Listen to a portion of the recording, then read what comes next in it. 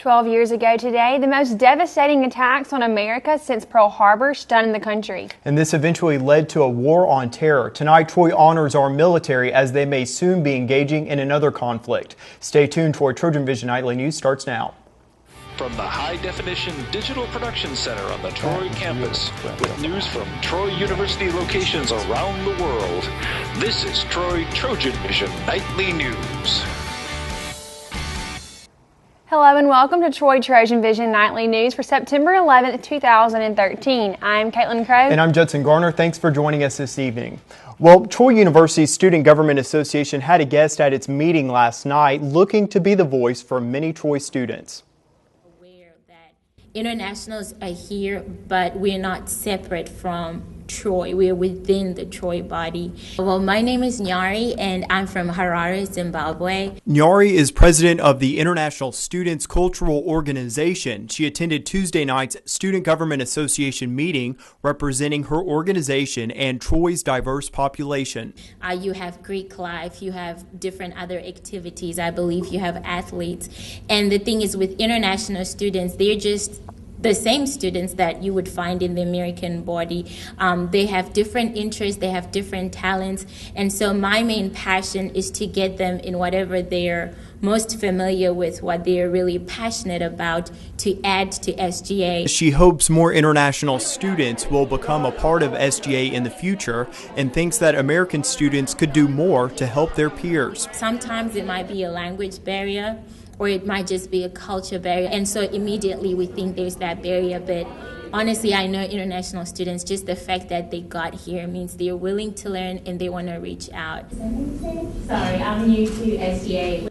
She says she came to the SGA meeting to reach out to gain support from senators so they may in turn do the same for international students, helping to break down any and all communication barriers. It is a big event for us, the ISCO Festival, because it's not just for internationals, but it's like a Troy festival, if you get what I mean.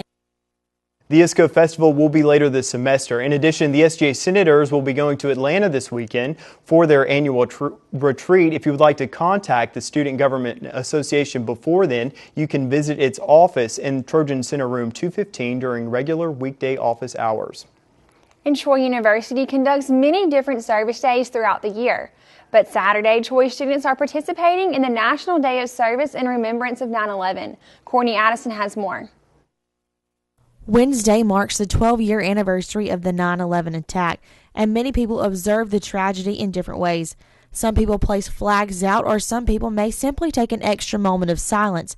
But Troy University is showing respect by giving back to the community. At the university, we recognize and respect the significance of that day and the lives that were lost, and we're choosing to commemorate that by serving our community. This year, Saturday, September the 14th, will be recognized as the National Day of Service. Communities and colleges across the nation will use their Saturday morning working in the community in remembrance of the attack. Troy University's Student Involvement Department organizes the service day each year, and this year students will have the opportunity to work in various locations throughout Pike County. We have 8 different projects set up throughout the city of Troy. Boys and Girls Club, Alternative Learning Center, Save a Life, the Head Start, Habitat for Humanity, the Salvation Army, and the Pioneer Museum, and the Noble Manor Nursing Home. Participating in the event is free, and everyone is encouraged to attend. We have the capacity to accommodate about 150 students, so it's going to be on a first-come, first-served basis. When you show up at the Smith Hall parking lot at 8 Saturday morning, you'll be asked to sign up for a project. We'll transport you out to that and then transport you back. Courtney Addison, Troy, TrojanVision News. Again, if you are interested in attending, students will meet in Smith Hall parking lot at 8 o'clock on Saturday morning. Well, does he know there are many different aspects to filming other than just being on camera? That's right, Caitlin. And as Jana Weezer shows us, one Troy University organization is making it possible for students to get involved in the film industry. On Tuesdays, every Troy student that is interested in not just watching, but also filming documentaries now has the opportunity to do so. The Troy Documentary Club's president and founder, Chad Downs, explains what the club is all about.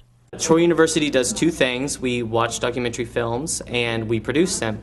And people seem to like the idea. It's been going really well. We're growing and growing. And we will start our first film next week, so we're looking forward to that.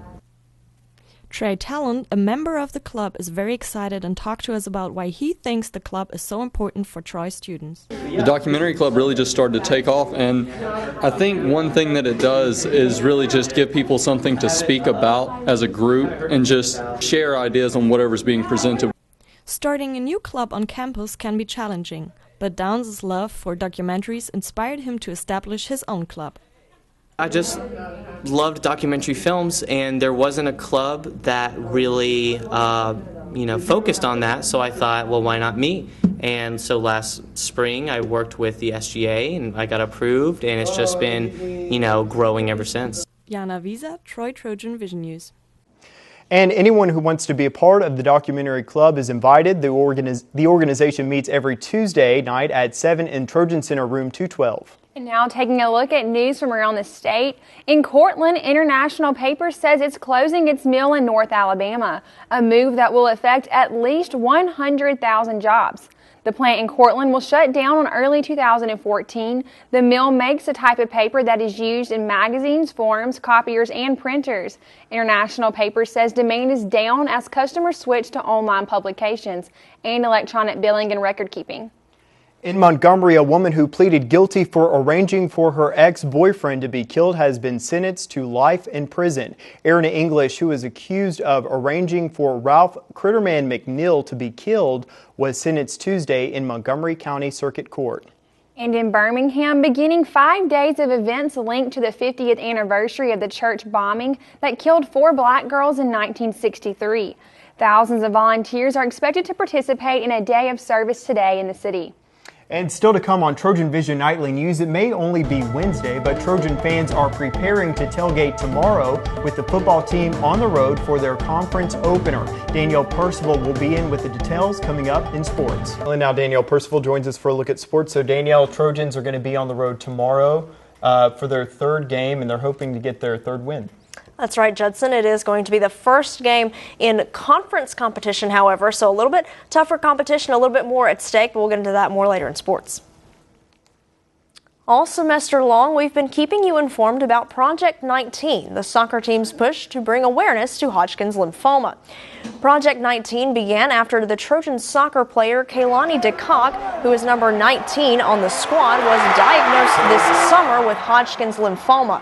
The team has been selling purple bracelets that say "No one fights alone" for a minimum donation of $5, and so far, head coach Chris Bentley says they've been able to help DeCock not only through emotional support, but also through monetary support. That Project 19 is at a place where we continue to raise awareness and get out there and put the word out. We've gotten to a place where we've raised enough money to offset some of Kaylani's costs. Because somehow it got in the wrong order. That she's missing out paying on is one of the goals we had. So we're really proud of that. On top of that, I think our next goal is just to maybe stem off into Hodgkin's lymphoma and stem further into raising awareness for cancer. So, I think Troy and our student body's taken to it, and it's really exciting to be a part of. The team will conclude their road trip on Friday and be back in action at the Troy Soccer Complex on Sunday afternoon. And Trojan fans might not have as much to look forward to this Saturday, but the football team will be in the spotlight tomorrow night for the conference opener on ESPNU. The Trojans and the Red Wolves from Arkansas State will be battling it out in a midweek matchup. Troy is 12-5 all-time when playing on the ESPN family of networks, but did lose last season to Western Kentucky in a Thursday night matchup at home. The Trojans have 3 midweek contests this season, and with a midweek game comes some adjustments to the schedule. It is a schedule buster, and you have to deal with that, though. TV tells us basically when to play. And so, we're in that ballpark, and proud that people put us on and all that. I think if you have a good attitude about playing midweek games, it can be a positive for you because you can rest your guys a little bit on the backside a little bit and start up on a new week Sunday. Tomorrow night, the Trojans and Red Wolves will meet in Jonesboro, Arkansas. The game will be aired on ESPNU with kickoff at 6:30. It's been nearly 2 weeks since the cross-country opener on Troy's campus, but this weekend the team will be back in action. After having a down week as far as the volume of training is concerned, the team has been hitting it hard again this week, training for their next competition. At the Trojan Invitational, the freshmen had the opportunity to learn about racing at the collegiate level and knock out some of the butterflies and jitters associated with the transition from high school to college. But coming off an extra week of preparation, head coach Jeff Jenkins says his team will be ready on Saturday. Well, we've had 2 weeks of training without racing, which is a good thing to have, and it keeps people a little more focused on their training rather than thinking about the races ahead. But at the same time, it's in the near future. Our race is in the near future, so they can stay focused and have a purpose when they're training. It is getting difficult again, but I think that their bodies are adapting to what they're doing. It should be at this point, and that should play a huge role into their race at South Alabama. The men's and women's teams will be competing this weekend at the Azalea City Classic in Mobile and will be facing some of the same competition from their first meet, including some Sunbelt opponents. So Caitlin Judson, the football team, will be on the road tomorrow night. Hopefully lots of Trojan fans will tune into the game. Probably not going to have as many out there in Jonesboro. It's a long trip out there, but hopefully the Trojans can keep riding the wave of success that they've seen so far this season. Yeah, they've had some good games so far. So, I mean, it's always good to have that trend. Maybe they can continue on it. That's right. Keep the momentum going. Yeah, all right. Thanks a lot, Danielle. Thanks, guys.